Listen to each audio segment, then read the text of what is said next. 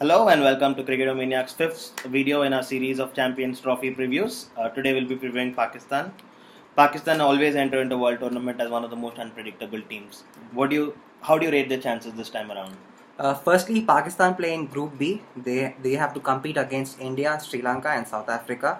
Two really tough opponents. And coming to the Champions Trophy, they have a decent record against India. They won 2 out of the 3 games played between the two teams.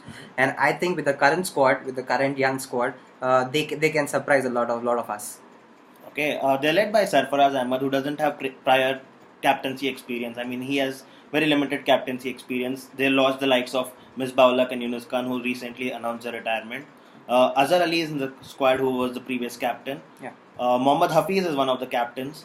Who was one of the earlier captains. Shoaib Malik is one. Shoaib Malik is one of the earlier captains. Do you think too many cooks spoil the broth over here? But I think Sarfaraz Ahmad has got a cool head on his shoulders. He's been leading the side in the T20s, back in the West Indies. He did a decent job there. So I think he's the right guy for Pakistan right now because he's an aggressive batsman. He's a positive thinker, and also with inputs coming from Shoaib Malik, Mohammad Hafiz, and experienced players, I think Pakistan should manage to surprise a few of us. How do you like their batting lineup? There's a lot of inexperienced young guys up there, not much exposure to English conditions. Babar Azam has been making a lot of headlines recently. He's the quickest to 1,000 ODI runs along with a few others. How do you like this guy, Babar Azam? I've seen him bat, and he looks a real quality. Babar Azam, they've got Azhar Ali as well, who's been in top form in all the formats, and then they've got Shoaib Malik, who's been impressive. Good to see him back after a huge gap, and they've got Sarfaraz Ahmad also. So they've got real tonkers. They've got Imad Wasim as an all-rounder who's done decent overseas as well. So I think they've got a decent unit, not a great unit, but they've got decent players who can on their day come up with the goods. A lot of youngsters in the squad. Have you seen Shadab Khan bowl in West Indies? What do you think of him? Yeah, it was an absolute treat to watch him bat. We've got a plethora of spinners going around in today's cricket. So I think this guy has the craft. He's got a brilliant googly, and he bowls at the right pace. So I think in England he'll be really handy. And how would you see Mohammad Amir? I mean, this is the place where he was accused of match fixing, but he's had a good record in England. Do you think he'll be able to silence the critics, and he'll be having a lot of pressure from the crowd as well? I think he has a calm enough head to shut all that and do his work. Absolutely. Since his comeback, he's been brilliant.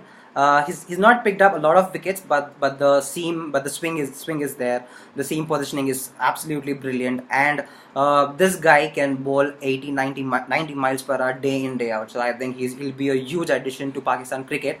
And also, if you remember, he picked a 6-4 against Australia. That was a beautiful spell. That is reminiscent in my mind. So I think Mohammad Amir in England will be the one to watch out for.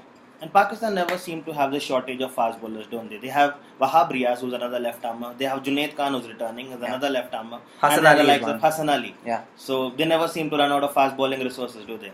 They never. They generate brilliant talents, brilliant fast bowling talents. But I'm a little disappointed with Wahab Riaz after having a brilliant World Cup. That spell against Shane Watson, I think this fellow should have improved a lot, because he balls 93, 94 miles per hour. And if he had developed his swing, I think he would have been even more deadly. The likes of Mitchell Stark is a brilliant example. He's worked on his swing. He bowls the in-dipper, the outswinger. So I think he should take a leaf out of Mitchell Stark's book, and I think he'll be a different bowler altogether. And if you had to pick 2 players to watch out from the squad, who would it be? I'm a huge Mohammad Amir fan. Mohammad Amir would be one, and Babar Azam for me. For you?